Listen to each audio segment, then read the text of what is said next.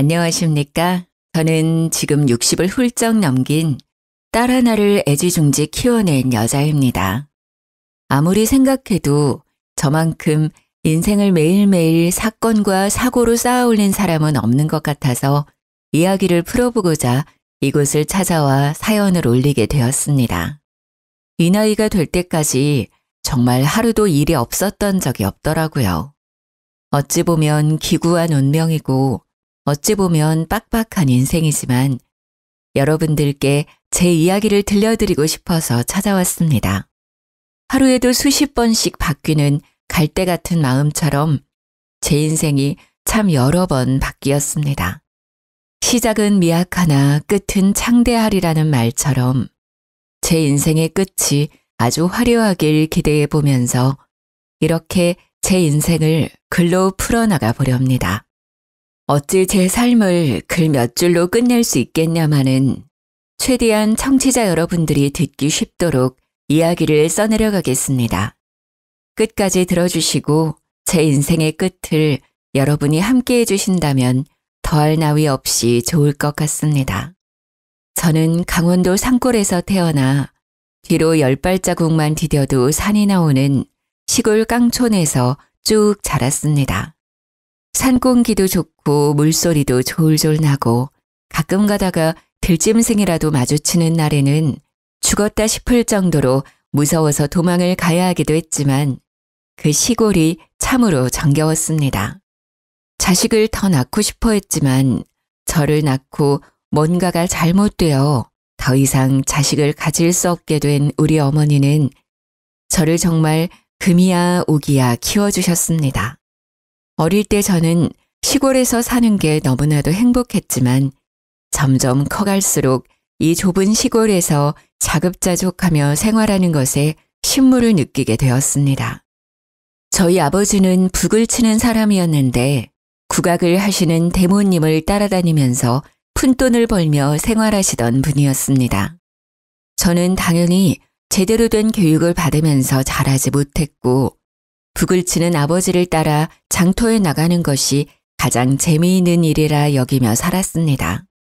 보고 배운 것이 그것뿐이라 저는 어릴 때부터 구수한 소리를 잘 따라내었고 장터에 따라 나가서 북을 치는 아버지 옆에서 노래를 부르며 용돈을 벌었습니다.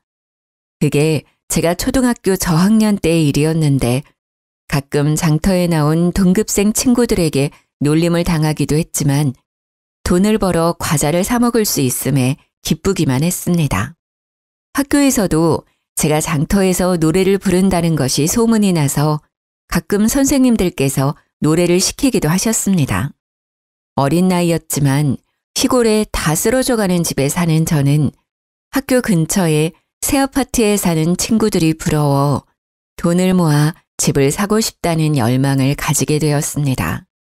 어느 날은 평소와 다름없이 장터에 나가 구수한 트로트를 부르며 1,000원, 2,000원 꼬깃꼬깃 용돈을 모으고 있었는데 외부에서 오신 명창이 저를 발견한 것입니다.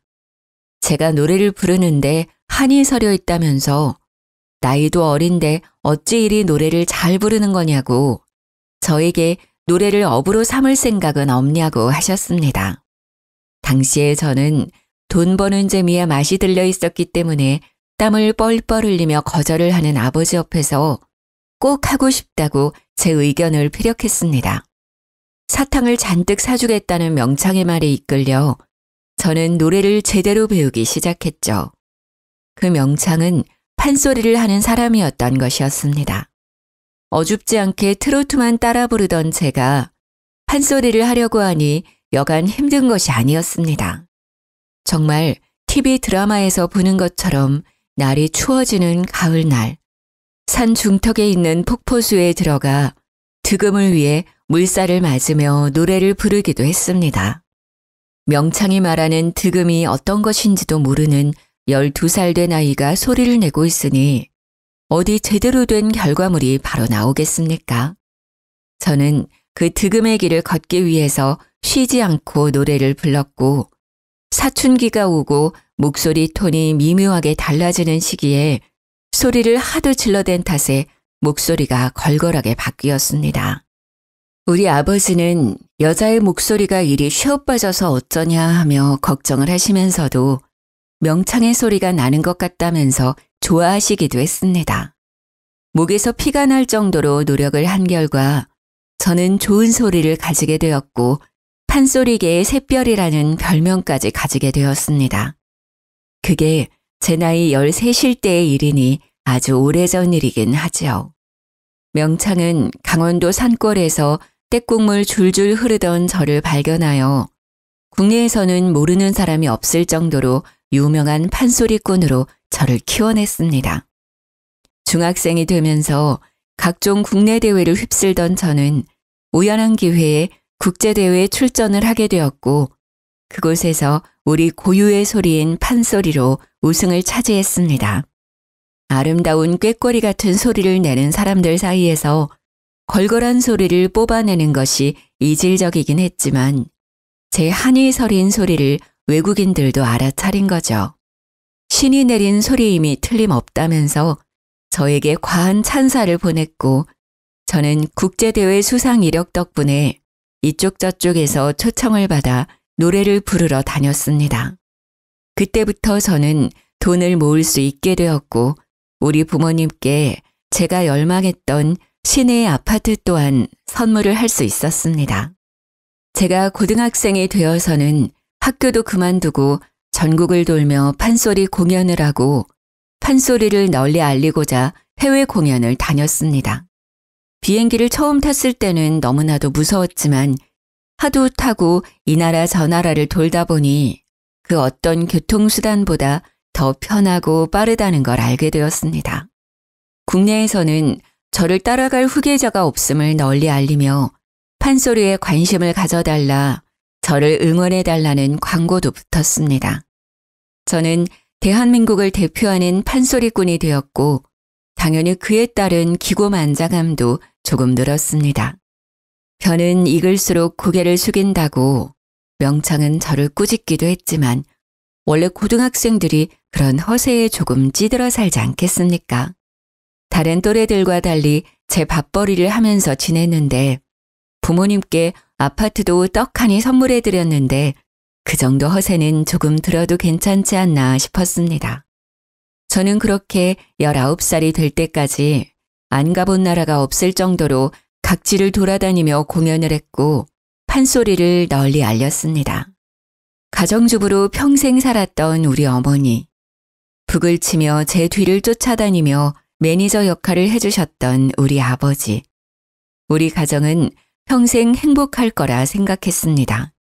하지만 불행의 그림자는 제가 20살이 된 그날부터 드리워지기 시작했습니다. 20살 생일이 지나자마자 이상하게 제 몸이 쿡쿡 쑤시고 내장이 뒤틀리듯 아프기 시작했습니다. 부모님께서는 저의 건강에 이상이 생긴 것이 틀림없다며 너무 무리하여 공연을 하고 다녀서 그런 거라 생각하셨습니다. 일정을 모두 취소하고 며칠 쉬면 나을 거라고 장담을 하셨지만 며칠이 지나도 저의 이유 모를 통증은 사라지지 않았습니다. 결국 큰 병원에 입원을 하게 되었고 피가 마르는 검사를 전부 해보았지만 제 병명을 밝혀낼 수 없었습니다. 병원에서는 신체 자체에는 아무런 이상도 없다면서 보통은 스트레스 때문에 이런 병이 찾아올 수 있다고 진통제를 처방해 주었습니다. 집으로 돌아와서도 저는 계속 끙끙 앓기만 했고 20살 생일을 기점으로 살이 8kg이나 빠져버리는 이상 증세가 생기기 시작했습니다. 하루 종일 누워서 일어나지 못했고 이유 없이 열이 펄펄 끓기도 했으며 약이 말을 듣지 않는 지경에 이르렀습니다. 당연히 저는 모든 공연과 일정을 취소하고 집 밖을 나가지 못하게 되었습니다. 전업주부로 살던 저희 어머니께서는 24시간 제 곁을 지키면서 고열에 시달려 헛소리를 찍찍 내뱉는 저를 위해 기도하셨습니다. 하지만 나아질 기미가 전혀 보이지 않았고 결국에 저희 아버지께서는 저를 무당에게 데려가 붓이라도 해야 하는 것 아니냐고 하셨습니다. 저희 어머니는 절대로 무당에게 보낼 수 없다며 약을 꾸준히 쓰다 보면 나을 것이라고 극구 반대를 했습니다. 하지만 투병을 한 지 1년이 가까워짐에도 제 병명은 그 어떤 병원에서도 밝혀내지 못했고 저는 뼈만 남은 상태로 앙상하게 변해버렸습니다. 그때의 기억은 잘 나지 않습니다. 너무나도 아팠고 매일 환청이 들렸고 누군가 제 몸을 탐내고 있었던 것 같은 기분이었습니다. 저는 이대로는 못 살겠다, 제발 죽여달라고 어머니의 손을 붙들고 매일을 울었습니다. 하나뿐인 자식을 어찌 홀로 보내겠냐며 저희 어머니께서는 버텨야 한다고 제 손을 붙잡고 매일 기도를 하셨습니다. 그렇게 1년이 지나는 시간 동안 저는 산송장으로 변했고 결국 아버지의 손에 이끌려 무당을 찾아가게 되었습니다. 용하다는 그 무당은 산속 깊은 곳에 신당을 꾸려 지내고 있었는데 업히다시피 등장한 저를 보고는 혀를 끌끌 찼습니다. 딱 보아하니 이 계집의 목소리가 신통방통하구나. 그러니 목소리를 탐나는 신이들로부터서 떨어질 생각을 안 하지. 이 계집에 살리려면 신내림 구슬하는 수밖에 없어. 들러붙은 신이 앵간에서는 떨어지지 않는 분이시다. 넋을 그리고 천국을 떠돌아도 방법은 신내림굿 하나뿐이야. 당연히 판소리로 이름을 알리고 있던 제가 무당이 되어야 한다고 하니 저희 부모님께서는 죽어도 안 될 일이라고 극구 반대를 하셨습니다. 특히 어머니께서는 하나뿐인 딸을 어찌 무당으로 만들고 자기들이 발 뻗고 살 수 있겠냐고 절대 안 될 일이라고 살려만 달라고 울고불고 빌었습니다. 하지만 무당은 살릴 수 있는 방법은 신내림굿밖에 없다면서 어머니께 신내림을 받지 않겠다면 애를 데리고 나가라고 소리를 치셨다고 하셨습니다. 제 병명은 열병도 정신병도 아닌 신병이라는 것이었습니다. 저는 흐릿해지는 정신 속에서도 그 말만큼은 제대로 들었습니다. 신병은 고칠 수 없는 병이라고, 저 여자애가 아니라면 누구라도 저 신을 모셔야 하는 운명이라고, 호통을 치는 무당의 목소리를요. 부모님께서는 절대로 있을 수 없는 일이라며 저를 다시 데리고 강원도로 오셨고 저는 정말 숨이 꼴딱 넘어가는 지경까지 이르렀습니다. 병원에서도 병명을 알 수 없으니 기도에 의존해라, 마음의 준비를 해라 하는 말만 반복했고요. 결국 부모님께서는 저를 이렇게 잃을 수 없다는 마음에 다시 무당을 찾아가셨습니다. 많이 노하셨다.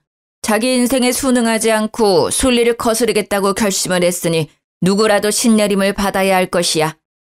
결국 저희 어머니께서 저 대신 신내림을 받겠다고 결심을 하셨고 신내림 굿을 통해 믿기 힘들겠지만 어머니는 무당이 되었습니다.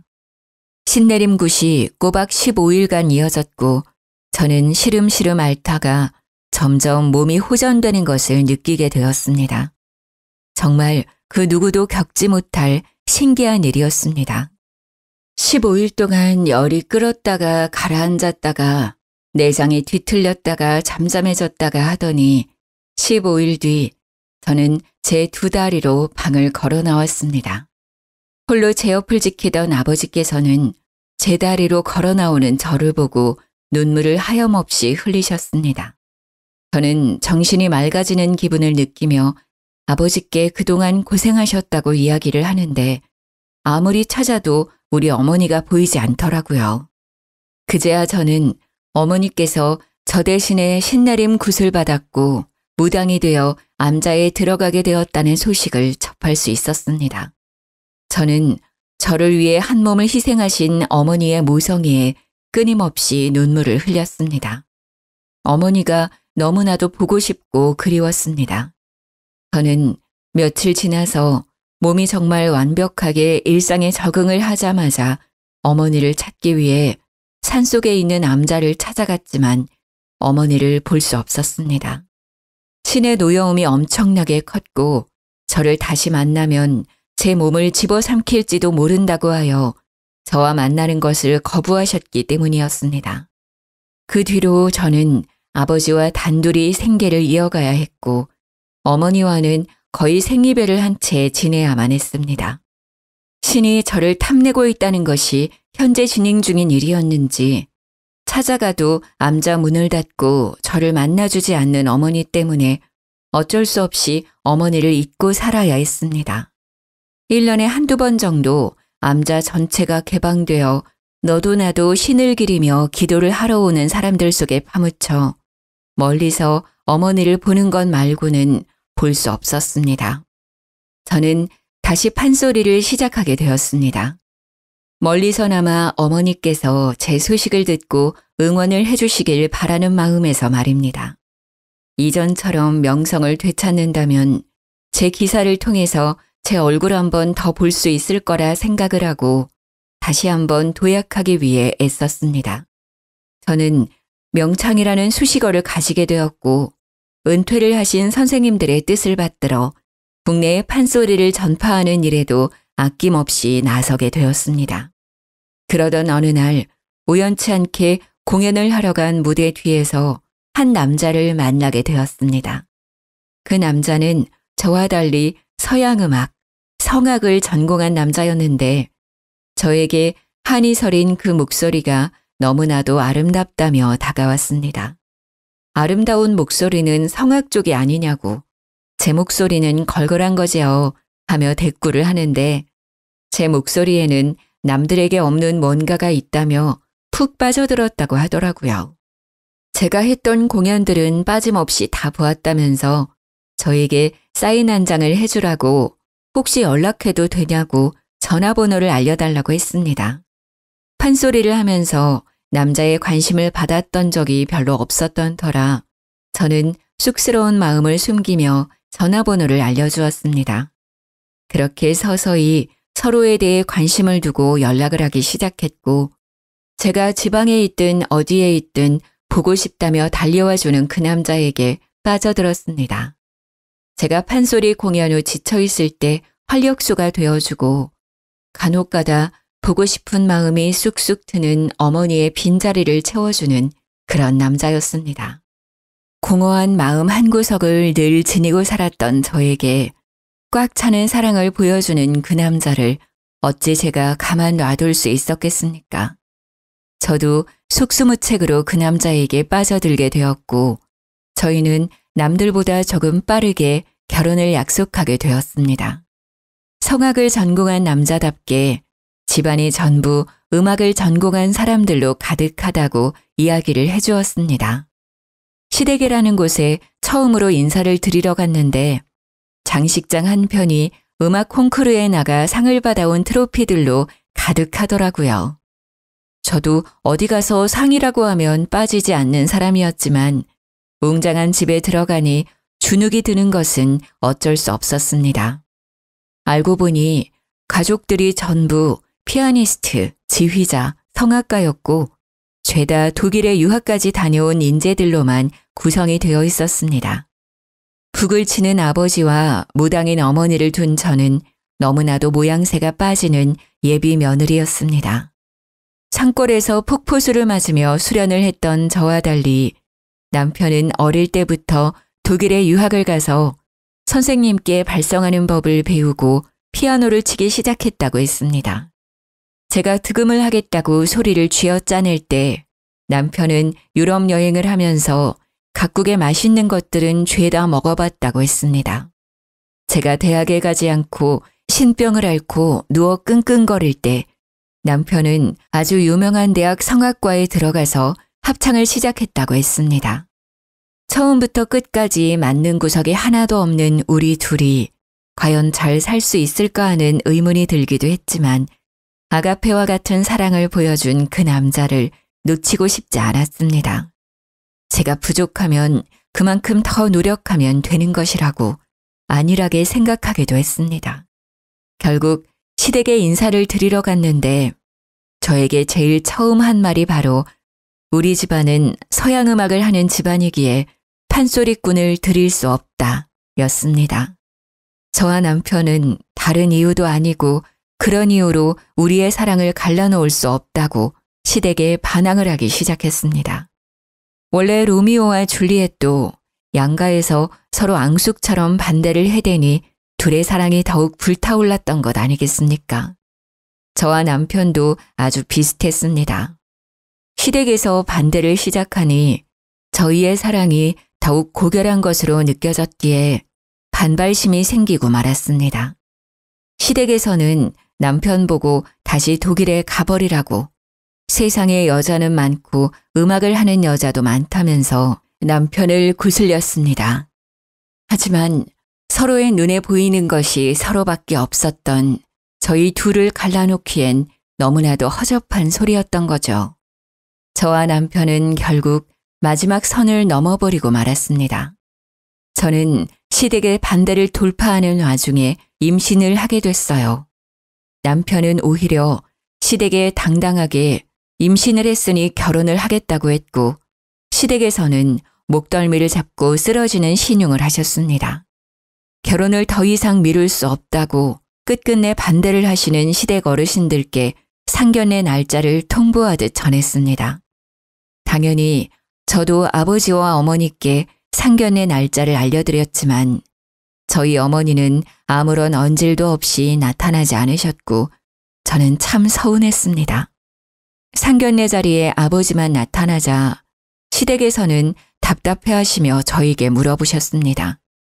사돈어른이 이혼했다는 소리는 들은 기억이 없는데 왜 안사돈은 오지 않으시는 거지? 저는 어차피 밝혀지게 될 일이라 생각해서 정면 돌파를 결심했고 시댁 식구들에게 솔직하게 이야기를 했습니다. 저희 어머니께서는 신을 모시고 계시기 때문에 오늘 일정에 참석하실 수 없으십니다. 신을 모시고 계신다고? 설마 무당이니? 정말 무당이야? 이런 말도 안 되는 집을 봤나? 우리 집안은 크리스천이야. 기독교라고.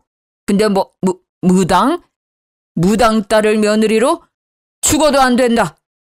시모는 개거품을 물었고 시부는 얼굴이 새빨갛게 달아올라서는 저에게 삿대질을 하며 죽어도 결혼을 반대할 것이라고 외치셨습니다. 가운데서 땀을 뻘뻘 흘리던 우리 아버지는 조심스러운 말투로 종교는 자유 아니냐, 우리 딸도 성당 다닌다고 항변을 했습니다. 성당을 다닌다는 말에 기가 막히셨는지 시모가 헛웃음을 짓더라고요. 집안이 아주 개판이네, 개판이야. 애는 낳지 않는 게 좋겠어요. 기독교든 불교든 상관없이 살생은 금지를 하고 있지 않겠습니까? 어떻게 뱃속에 있는 핏줄을 지우라고 할 수 있는 건지 속이 많이 상했습니다.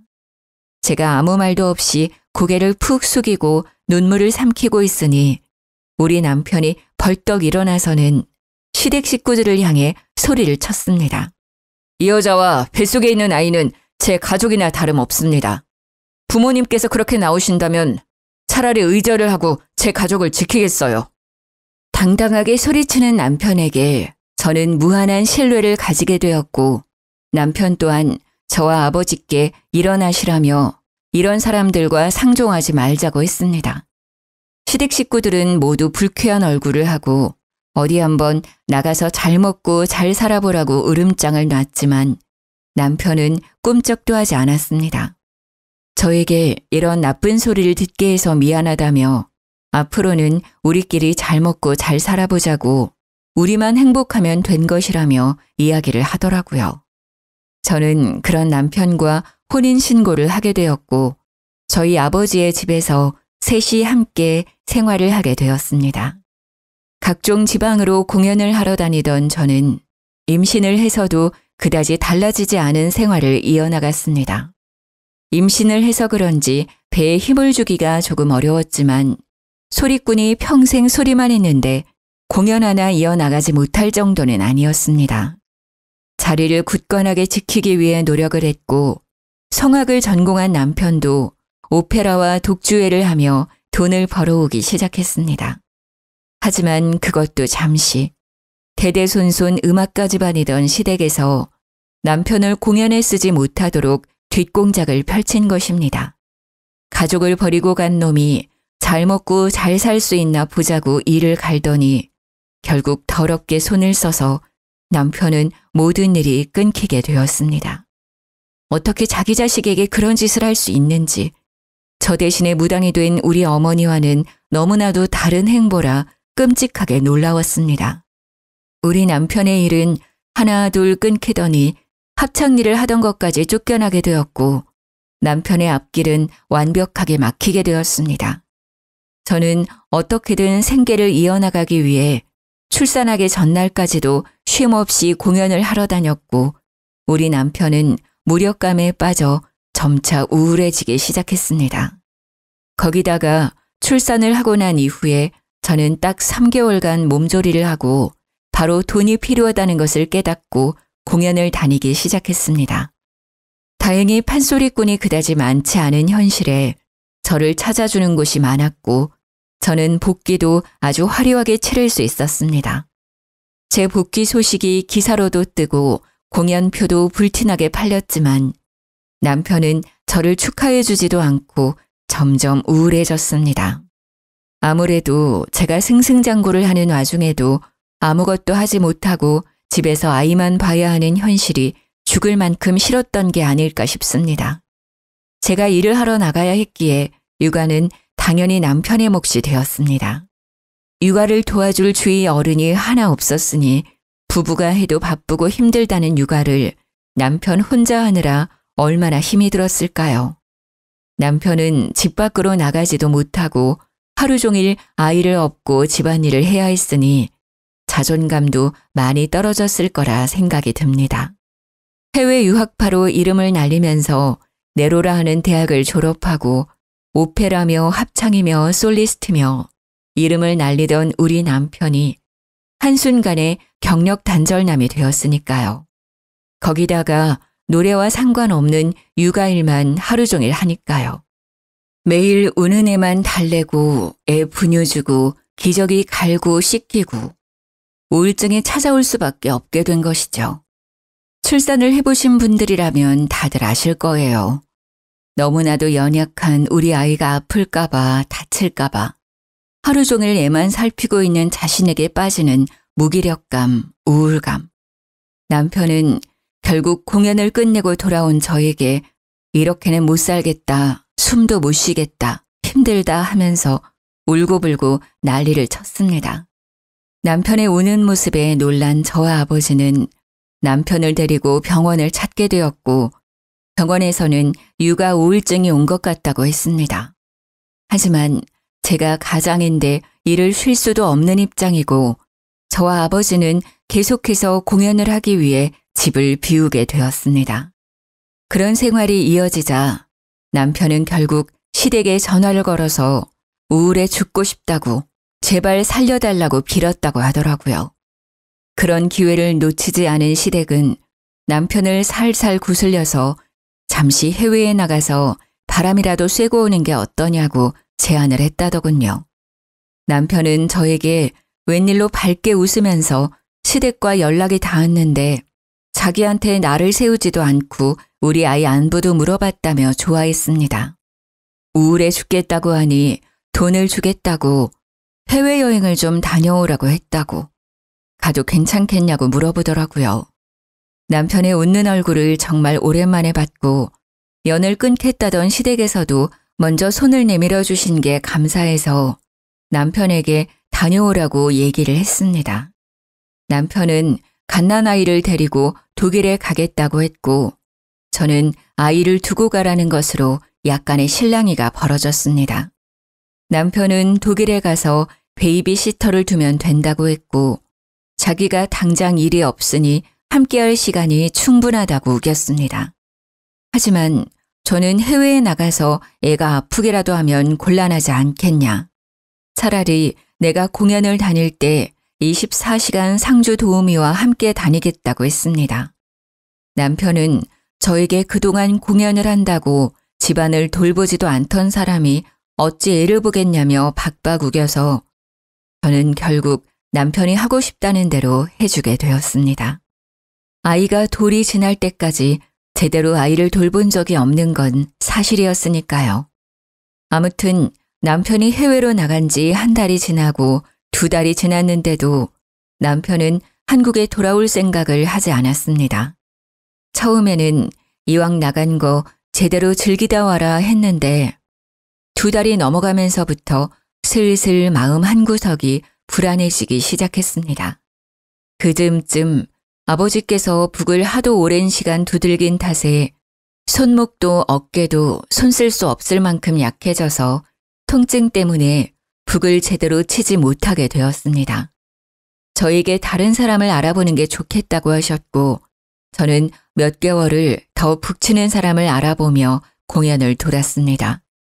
남편이 독일에 간 지 6개월이 되었을 무렵 저는 남편에게 한국으로 돌아오라고 화를 냈지만 남편은 제 말을 듣지 않았습니다. 알고 보니 시부모가 해외에 있는 남편에게 모든 걸 다 제공하면서 해외에 눌어붙기를 강요하고 있었던 것이었습니다. 생활비를 전부 보태주고 집도 얻어주고 아이와 함께 생활할 수 있는 모든 편의를 시댁에서 봐주고 있었던 것이죠. 그러니 남편에게는 한국에서 얻을 수 없었던 안정과 여유가 생겼고 한국으로 돌아오고 싶지 않았던 것입니다. 게다가 독일에 있는 합창단까지 들어가서 공연을 시작했더라고요. 시댁에서는 남편이 일을 할 수 있도록 계속해서 뒤에서 일거리를 물어다 주었습니다. 저 같아도 그런 생활을 할 수 있다면 한국에 들어오지 않고 싶겠더라고요. 아버지는 북을 더 이상 칠 수 없게 되어 어머니가 계신 암자 근처에서 생활을 하고 싶다고 하셨습니다. 남편은 저에게 아이가 보고 싶지도 않냐며 독일에 들어오기를 바랐고 저는 결국 한국에서의 생활을 정리하고 독일로 떠나기로 결심을 했습니다. 물론 제 공연을 담당해주던 매니지먼트나 명창들이 저를 말리면서 다시 생각해보라고 몇 번이나 끈질기게 회유를 했지만 저는 가족을 버릴 수 없었습니다. 남편이 본인 가족을 버리고 저에게 왔듯이 저도 제 가족을 위해 떠나야 할 시기라고 생각을 했습니다. 게다가 제가 해외에서 판소리 공연을 다녔던 적도 있으니 무대를 해외로 옮기면 된다는 안일한 생각을 하고 떠나게 되었습니다. 제가 독일에 가니 살도 오르고 부쩍 밝아진 남편이 저를 맞이해 주더라고요. 다른 것보다 남편의 좋아진 얼굴을 보니까 독일에 오길 잘했다는 생각이 들어서 가정에 충실해야겠다는 생각을 하게 되었습니다. 저는 한국에 있는 매니지먼트의 도움을 받아서 해외에서도 판소리 공연을 할 수 있는 자리를 알아보기 시작했습니다. 하지만 생각보다 해외에서 초청 공연의 기회 말고는 제 판소리 공연을 할 만큼의 기회가 주어지지 않았고 저는 점점 일이 끊기게 되었습니다. 판소리에 대한 해외의 관심이 아주 잠깐이었고 후배들이 치고 올라왔기에 제가 뛰어다닐 만한 무대가 주어지지 않았습니다. 엎친 데 덮친 격으로 제가 독일에 들어갔다는 이야기가 시댁의 귀에 들어가게 되면서 시댁에서는 다시 한번 남편의 목줄을 죄기 시작했습니다. 남편이 하던 일을 모조리 끊어버린 것입니다. 남편은 실력이 나빴던 것은 아니지만 쟁쟁한 사람들 사이에서는 눈에 띄는 실력을 가진 것이 아니었습니다. 그러다 보니 시댁의 도움이 사라지자 점차 일이 끊어지게 되었고 제가 판소리로 돈을 벌 수 있는 상황이 아니다 보니 생활고에 시달리게 되었습니다. 시댁에서는 이참에 집세를 내주던 것도 생활비를 지원해 주던 것도 모조리 다 제약을 걸어버렸고 저는 무기력해진 남편의 모습을 다시 한번 봐야 했습니다. 어떻게든 우리 가족이 먹고 살 만큼의 돈이 필요했기에 저는 독일에서 아이들을 돌보는 시터 일을 시작하게 되었습니다. 남편과 달리 독일어를 전혀 할 줄 몰랐던 저는 독일에 있는 한인 아이들의 등하교와 방과 후 시간을 기다리며 아이들의 간식을 챙겨주는 시터 일을 했습니다. 그러다 보니 월급이 생각보다 많지 않았고 정작 우리 아이는 제대로 된 음식을 먹지 못하는 지경까지 이르렀습니다. 저는 남편에게 다시 한국으로 가자. 내가 판소리를 해서 돈을 벌어오는 게 더 좋을 것 같다고 구슬렸습니다. 하지만 남편은 모든 게 제 탓이라고 생각하기 시작했고 결국에 저에게 이혼을 이야기했습니다. 당신만 아니었다면 나는 좀 더 좋은 조건으로 일을 할 수 있었을 거야. 평생 사랑하는 노래를 부르면서 행복하게 지냈을 거라고. 독일에 와서도 우리 집 사람들의 도움이 있긴 했지만 행복하게 지냈는데 당신이 온 이후에 모든 것이 물거품처럼 사라졌어. 저를 원망하는 남편의 말에 저는 더 이상 우리 관계를 회복할 수 없을 거라고 생각했습니다. 평생을 사랑만 할 것 같았던 우리 둘은 결국 이혼을 하기로 결심했습니다. 시댁에서도 이혼만 하면 다시 예전처럼 생활할 수 있도록 해주겠다고 남편을 쉼없이 구슬렸더라고요. 결국 저는 이혼 도장을 찍고 아이를 데리고 한국으로 돌아와서 다시 판소리를 시작했고 다행히 자리를 제대로 잡아서 10살까지 아이를 홀로 키웠습니다. 아버지께서 아이를 돌봐주시는 동안 저는 쉼없이 전국을 돌면서 돈을 벌었습니다. 아이가 초등학교에 입학을 하고 음악가의 피가 흐르긴 하는 건지 피아노를 배우고 싶다고 해서 저는 아이에게 피아노 선생님을 붙여주었습니다. 피아노를 치면서 노래를 부르는 것에 흥미를 가지더니 딸아이는 초등학교 합창단에 들어가서 노래를 부르기 시작했습니다. 그런데 정말 피는 못 속인다고 아이가 노래를 너무나도 잘 부르는 것이 아니겠습니까? 목소리가 옥구슬이 굴러가는 것 같은 청아한 소리를 내는데 제가 들어도 남들보다 훨씬 수준 높은 가창력을 뽐내더군요. 합창단 선생님도 같은 생각이었는지 아이가 노래를 부르는 것을 영상으로 찍어서 그때 당시에 유명한 동영상 사이트에 아이의 영상을 올렸습니다. 방송국에서도 영재가 틀림없다며 합창단 제의가 오고 아이를 취재하고 싶다면서 이리저리 찾아오곤 했습니다. 덕분에 노래를 잘 부르는 아이로 영상이 유명해지게 되었고 음악가 집안이던 시댁에서도 그 소식을 듣고는 저를 찾아왔습니다. 애가 성악에 소질이 있는 것 같은데 피는 못 속이는 것 아니겠냐. 성악 쪽으로 키워줄 수 있으니 음악을 시키자고 하더라고요. 저는 시댁에서 찾아왔다는 것 자체가 불쾌했지만 시댁에서는 꾸준히 저에게 연락을 해오며 남편이 지금 독일에 있으니 아이를 유학 보내자고 했습니다. 독일에 가서 기초만 제대로 잡아도 조수미에 버금가는 성악가가 될 것이라고 절대적으로 서포트를 해주겠다고 말을 했습니다. 저는 아이의 미래를 위해선 나쁘지 않은 제안이라는 생각이 들었습니다.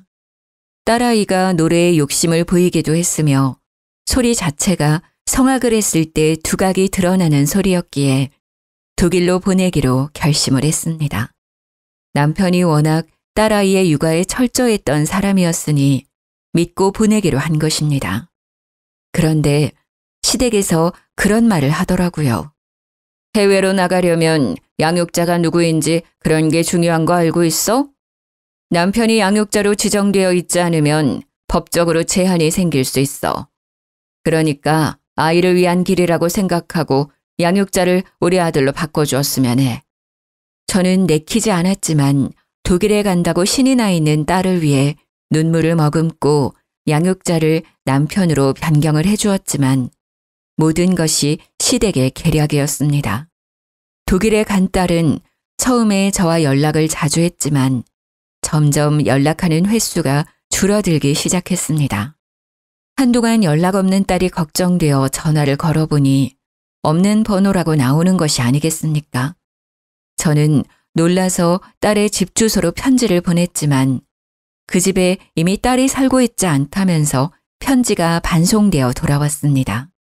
저는 시댁에 연락을 하고 찾아도 가보고 딸의 행방을 알려달라, 번호 아니면 편지라도 쓸 수 있게 주소를 알려달라고 했지만 그들은 저를 완벽하게 무시했습니다.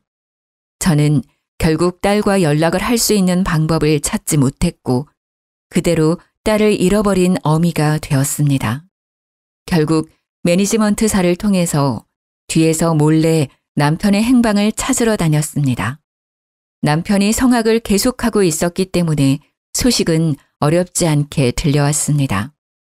남편은 독일에서 만난 유학생과 재혼을 했고 재혼을 한 여자가 불임 판정을 받게 되어 자식을 가질 수 없다는 걸 알고 저희 딸을 데리고 간 것이었습니다. 그 모든 사실을 알게 된 이후에 정말 인생이 허탈하더군요. 우리 딸을 당당하게 호적에 올려놓고 자기 자식인 것 마냥 데리고 다니면서 함께 노래를 부르고 있다는 게 아니겠습니까?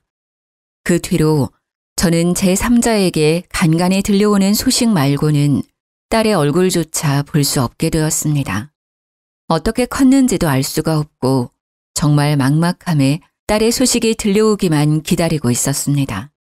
그러다 해외 뉴스에 나온 딸을 보게 되었는데 우리 딸이 무슨 콩쿠르에 나가서 상을 받았고 18살 나이로 오페라 무대에 서게 되었다는 소식이었습니다. 노래를 그렇게 잘하더니 성공하는구나 싶어서 뿌듯한 마음이 들면서도 혹시라도 저를 잊었을까봐 가슴을 졸이게 되었습니다.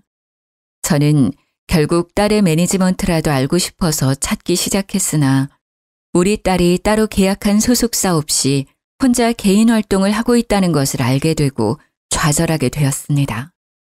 독일로 날아가서 딸을 찾고 싶었지만 어느 지역에서 뭘 하는지 알 수가 없으니 찾아갈 수가 없었습니다.